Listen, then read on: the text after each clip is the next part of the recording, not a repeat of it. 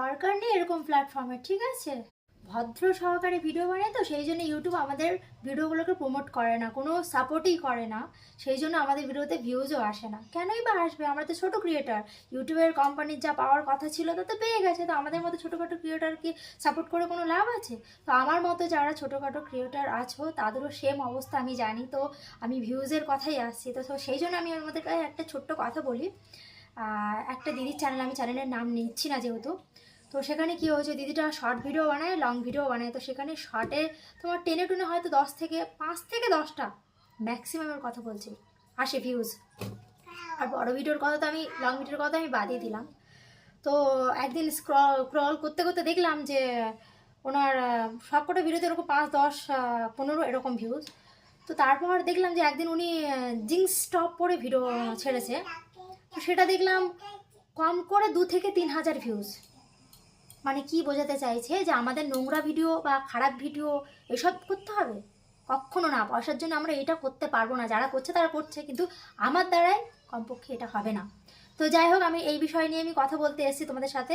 At least গত 2 বছর ধরে আমি ইউটিউবে কাজ করছি। আমার যাদের বিশ্বাস হচ্ছে না তারা আমার চ্যানেলে গিয়ে দেখে আসতে পারে। মানে কোনো লং ভিডিও আমার 200 ক্রস করিনি। 2 বছরই কি অ্যাটলিস্ট 200 ক্রস করতে পারে না? তোমরাই বলো। পারে তো অবশ্যই, করেনি। আমি পরে Y2 স্টুডিওতে গিয়ে দেখলাম যে তোমার হচ্ছে যেখানে হচ্ছে রিচ, মানে কতজনের ফোনে পাঠাচ্ছে ভিডিওগুলো অ্যাটলিস্ট ইউটিউব, সেইটার কাছে গিয়ে আমি সেই অপশানে গিয়ে আমি চেক করলাম।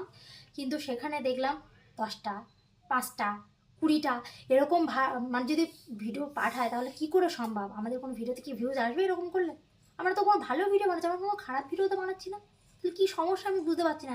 তো যাই হোক, আমার ভিডিও বানানোর ইন্টারেস্টটাই পুরো নষ্ট হয়ে যাচ্ছে। আমি ভাবছি আর ভিডিও বানাবো, মানে নিজের খেয়ে পরের মোষ তাড়ানোর মতো অবস্থা। হ্যাঁ অবশ্যই, এখানে যদি প্রশ্ন আসে, অনেকে প্রশ্ন করবে যে তাহলে বানাচ্ছ কেন, তোমাদের কে জোর করেছে? প্ল্যাটফর্মটাই কেন খুলেছে? ইউটিউব কোম্পানি প্ল্যাটফর্মটা খুলেছে কেন? ভিডিও বানানোর জন্য। তাহলে কেন বানাবো না? আমরা নিজে পয়সা খরচ করে, এমবি নষ্ট করে ভিডিও বানাচ্ছি, আর সেখানে তাও আবার কি আমাদের সংসার অনেক কাজ থেকে, কাজের ফাঁকে আমাদের ভিডিও বানাতে হয়। তারপর কি কোনো ভিউজ নেই? সারাদিন খাটার পর যদি আমরা ফোন খুলে দেখি, ভিডিও ছাড়ার পর যদি ফোন খুলে দেখি যে কোনো ভিউজ আসেনি, জোর 1টা থেকে 2টো, তাহলে কীরকম মাথাটা গরম হয়ে যায়। বন্ধ করে দিন কোম্পানি, কোনো দরকার নেই। তার চেয়ে যে টাকায় রিচার্জ করছে সে টাকায় কম টাকা রিচার্জ হবে, নেট ব্যালেন্স মারবে না, ঠিক আছে, ঝামেলা মিটে গেল। বেকার এসব সোশ্যাল মিডিয়া টিটে ঘেটে কোনো লাভ নেই। যারা নোংরা ভিডিও বানাচ্ছে, খারাপ খারাপ ভিডিও বানাচ্ছে, নেচে বাড়াচ্ছে, হেন করছে, তাদের ভিডিওতেই ভিউজ আসছে। আদারওয়াইজ যারা ভালো মন্দ শেয়ার করছে তাদের ভিডিওতে কোনো ভিউজ নেই। ঠিক আছে, দরকার নেই। তো আমার সাথে কারা সহমত তারা অবশ্যই কমেন্ট করে জানাবেন। আর আমার হয়তো আর ভিডিও আসবে না, আমার ভিডিও বানানোর ইন্টারেস্টটাই নষ্ট হয়ে গেছে। তো চলো বাই, ভালো থেকো, সুস্থ থেকো। আর যারা ভাবছো ভিডিও বানাতে পারো, কারণ আমার আর ধৈর্য নেই, আর ধৈর্য নেই।